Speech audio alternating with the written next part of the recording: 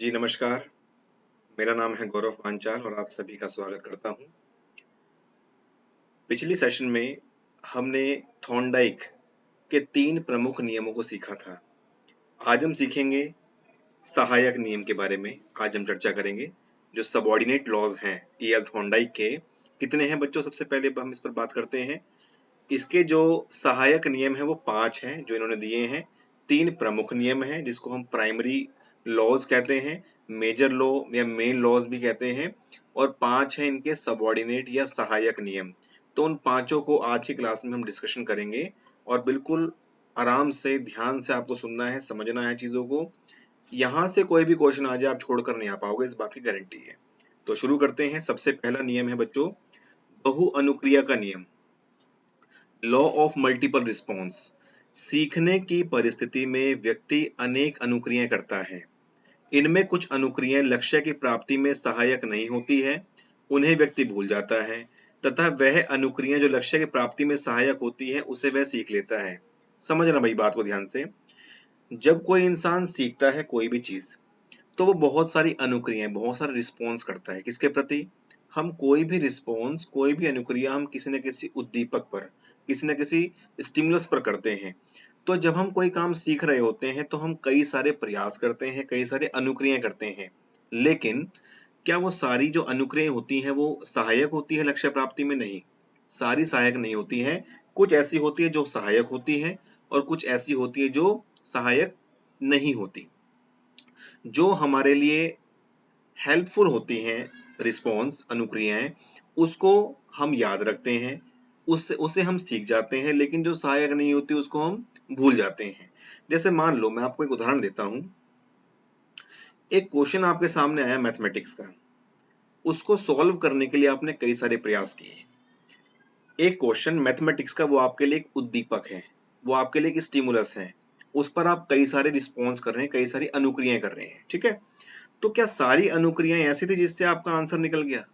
नहीं, आपने कई सारे प्रयास किए, कई सारे रिस्पॉन्स ऐसे किए जिससे आपका उत्तर निकले। लेकिन सपोज करो कि 10 आपने ट्रायल ऐसे किए जिससे आपका आंसर नहीं निकला, तो इनको हम क्या बोलते हैं कि लक्ष्य की प्राप्ति में ये जो अनुक्रियाएं रही ये सहायक नहीं हुई, क्योंकि आपका आंसर तो निकला नहीं। लेकिन अब इनको क्या आप याद रखेंगे? नहीं, इनको आप भूल जाएंगे। लेकिन जो अनुक्रिया आपका आंसर निकाल देगी उसको आप याद रखेंगे, क्योंकि जब भी वैसा प्रश्न आपके सामने आएगा तो आप उसी अनुक्रिया को करेंगे जिससे आपका उत्तर निकला था। तो आई होप इस बात को आप समझ पाए होंगे कि बहु अनुक्रिया का नियम क्या कहता है। अगला पॉइंट कह रहा है कि बच्चों को स्वयं करके सीखने के अवसर देने चाहिए और हमें बच्चों को अपॉर्चुनिटीज देनी चाहिए कि वो बच्चे अपने आप से चीजों को करके सीखें। क्यों? क्योंकि बहुत सारे एफर्ट्स करेंगे, बहुत सारी अनुक्रियाएं करेंगे, और उनमें से कुछ अनुक्रियाएं उनके काम की होंगी और कुछ अनुक्रियाएं उनके काम की नहीं होंगी। तो इसी प्रकार ही बच्चा सीखता है, बहुत सारे एफर्ट्स करके ही बच्चा सीखता है। अपने अनुभवों सीखेगा तो वो लर्निंग जो बच्चे की होगी वो परमानेंट रहेगी और आगे तक काम आएगी। दूसरा आता है बच्चों नियम मनोवृत्ति का नियम, लॉ ऑफ एटीट्यूड। सीखते समय व्यक्ति की सोच सकारात्मक होनी चाहिए, सांवेगिक तनाव नहीं होना चाहिए, ताकि बालक अधिगम प्रक्रिया में रुचि ले। ये क्या कह रहे हैं? जब भी आप कोई लर्निंग कर रहे होते हैं तो आपकी जो सोच है, जो आपकी जो थिंकिंग है, वो एक पॉजिटिव होनी चाहिए, सकारात्मक होनी चाहिए। क्या होना चाहिए? कि हाँ भाई, मैं इस काम को सीख सकता हूँ। तनाव नहीं होना चाहिए, स्ट्रेस में व्यक्ति नहीं सीख पाता है। अगर आपको स्ट्रेस होगा तो आप सीख नहीं पाएंगे। इसलिए यहाँ पर एक पॉइंट लिखा है, सांवेगिक तनाव नहीं होना चाहिए, ताकि बालक अधिगम प्रक्रिया में रुचि ले। तनाव नहीं होगा तो आप इंटरेस्ट भी लेंगे, इंटरेस्ट लेंगे तो आपका जो ध्यान है वो लर्निंग प्रोसेस में लगेगा, और ध्यान लगेगा तो आप उस काम को सीख जाएंगे। और आपकी जो सोच है वो सकारात्मक होनी बहुत जरूरी है, नेगेटिव नहीं होनी चाहिए। तो मनोवृत्ति का नियम, लॉ ऑफ एटीट्यूड, ये कहता है। अगला है बच्चों तत्व प्रबलता का नियम, law of prepotency of elements. सीखने की परिस्थिति में सुसंगत तथा असुसंगत दोनों ही तत्व होते हैं। सुसंगत क्या होता है? रेलिवेंट। असुसंगत इररेलिवेंट। तो दोनों ही एलिमेंट्स होते हैं जब व्यक्ति कोई काम सीख रहा होता है, जिनकी प्रबलता अलग अलग होती है। व्यक्ति सुसंगत तत्वों को अलग कर लेता है क्योंकि इनकी प्रबलता अधिक होती है। आओ इसको एक एग्जांपल से सीखते हैं। यहाँ पे लिखा है किसी पाठ में दो तरह के तथ्य शामिल होते हैं। कोई एक पाठ है, कोई एक कंटेंट है, उसमें दो तरह के फैक्ट्स होते हैं। कौन कौन से? एक तो होता है जो हमारे लिए बहुत महत्वपूर्ण होते हैं, और एक होता है जो कम महत्वपूर्ण होते हैं, यानी कि more important and less important. दो तरह के फैक्ट्स किसी भी चैप्टर के अंदर होते हैं। अध्यापक को पहले अधिक महत्वपूर्ण एक चैप्टर है, उसमें जो आपके लिए काम की चीजें हैं वो पहले टीचर को बतानी चाहिए, और जो कम महत्वपूर्ण है वो बाद में टीचर को बताना चाहिए, क्योंकि ऐसा करने से बालक प्रबलता, जो प्रीपोटेंसी होती है एक चैप्टर में कि रेलिवेंट इसमें कंटेंट क्या है और इररेलिवेंट क्या है। रेलिवेंट मतलब जो आपके काम का है, इररेलिवेंट जो आपके काम का उतना नहीं है, मतलब कम महत्वपूर्ण है। तो बच्चा इस प्रीपोटेंसी का जो कंसेप्ट है इसको समझ पाता है। कोई भी बच्चा फिर आगे चैप्टर पढ़ेगा ना तो वो समझ जाएगा कि हाँ भाई ये चीजें मेरे काम की है। कई बार आप भी तो क्या करते हैं, कोई चैप्टर पढ़ते हैं और हाईलाइट करते हैं साथ साथ, तो आप जो हाईलाइट कर रहे हैं इसका मतलब वो आपके लिए मोर इम्पोर्टेंट है, जो हाईलाइट नहीं करते हैं वो लेस इंपॉर्टेंट है। इसका मतलब आप प्रीपोटेंसी को समझ पाते हैं कि कौन सा कंटेंट मेरे लिए इंपॉर्टेंट है, यानी कि रेलिवेंट है, और कौन सा इरेलीवेंट है। तो ये कहता है आपका ये वाला नियम। आगे बात करते हैं बच्चों, चौथा नियम आ रहा है सादृश्यता का नियम, लॉ ऑफ एनालॉजी। किसी नई परिस्थिति में व्यक्ति वैसे ही अनुक्रियाओं करता है जो उसके पूर्व अनुभव के समान होती है। आप कोई नई चीज को सीख रहे हैं, लेकिन वैसा ही मिलता जुलता काम आप पहले कर चुके हैं, तो आपको वहां से, यानी कि आपका पूर्व ज्ञान है उस काम को करने का। तो जब नए ज्ञान और पुराने ज्ञान के बीच में जब जितनी ज्यादा समानता होती है ना, तो आप नए ज्ञान को बहुत बेहतर तरीके से सीख पाते हैं। क्योंकि यहाँ पर क्या लिखा है कि आपके पूर्व अनुभव के समान होती है।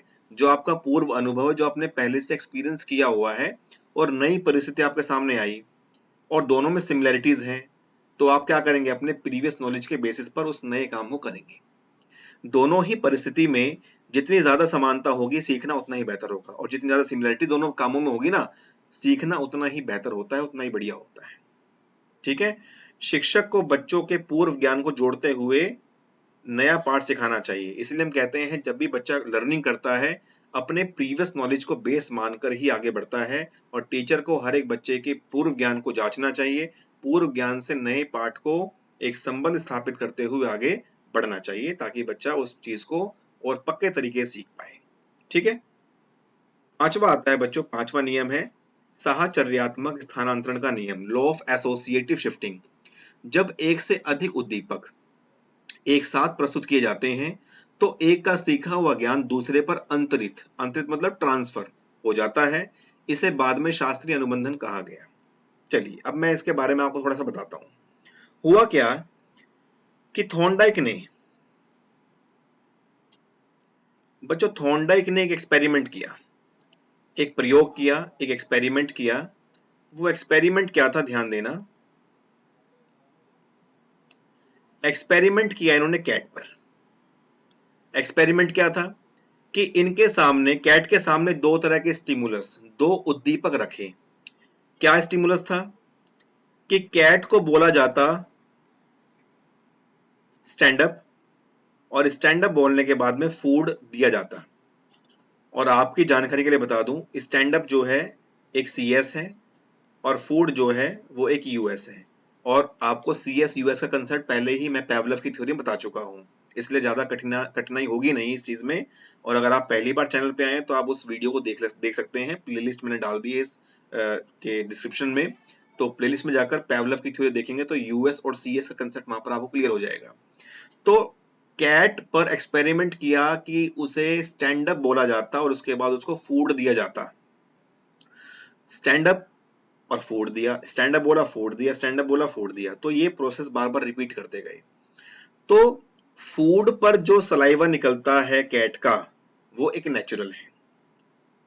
तो जब फूड पर सलाइवा निकलता है वो नेचुरल है, लेकिन वो जो सलाइवा है वो ट्रांसफर होकर किस पर आ गया, सिर्फ स्टैंड अप पर। आखिर में देखा कि सिर्फ स्टैंड अप बोलने पर कैट के मुंह से लार निकल गई।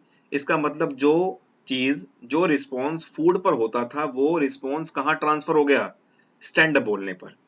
तो इसे हम कहते हैं लॉ ऑफ एसोसिएटिव शिफ्टिंग, कि दो उद्दीपक एक साथ प्रस्तुत करते हैं, एक का सीखा हुआ ज्ञान दूसरे पर ट्रांसफर हो जाता है। और ये जो नियम है, इसी के बाद, इसी नियम पर आधारित पेवलव ने अपना सिद्धांत दिया जिसे हम कहते हैं शास्त्रीय अनुबंधन का सिद्धांत, क्लासिकल कंडीशनिंग थ्योरी। इसी नियम पर आधारित है वो, इसी नियम पर बेस्ड है। तो पहले ये थ्योरी, पहले ये जो एक्सपेरिमेंट है थॉर्नडाइक ने दिया था, उसके बाद ही पैवलोव ने अपनी थ्योरी बनाई थी। तो ये 5 नियम जो सबऑर्डिनेट लॉज हैं आज हम सीख चुके हैं। आप सभी का धन्यवाद, आपने इस वीडियो को देखा। और हमारा इंस्टाग्राम चैनल है, आपको यहाँ पर दिया हुआ है, psychology_special के नाम से है। अपडेट्स लेने के लिए, जानकारी लेने के लिए, कुछ क्वेश्चंस भी मैं वहाँ पर डिस्कस करता हूँ। तो उन क्वेश्चंस को करने के लिए, अपडेट रहने के लिए हमारी वीडियोस को अगर आप पसंद करते हैं तो लाइक शेयर भी कर दें, सब्सक्राइब भी कर लें चैनल को, क्योंकि मैं पूरा कोर्स आपको यहाँ पर करवाऊंगा और छोटी छोटी वीडियोस के रूप में आपको करवाऊंगा, ताकि आपका इंटरेस्ट बना रहे। अगली वीडियो के लिए भी आप थोड़ा रेडी रहें सीखने के लिए, और हर एक कंसेप्ट क्लियर रहेगा आपका, इस बात की गारंटी मैं आपको देता हूँ। तो इस चैनल को आप सब्सक्राइब कर लें या इसको ज्वाइन कर लें, और मिलते हैं अगली क्लास में। तब तक के लिए नमस्कार, धन्यवाद।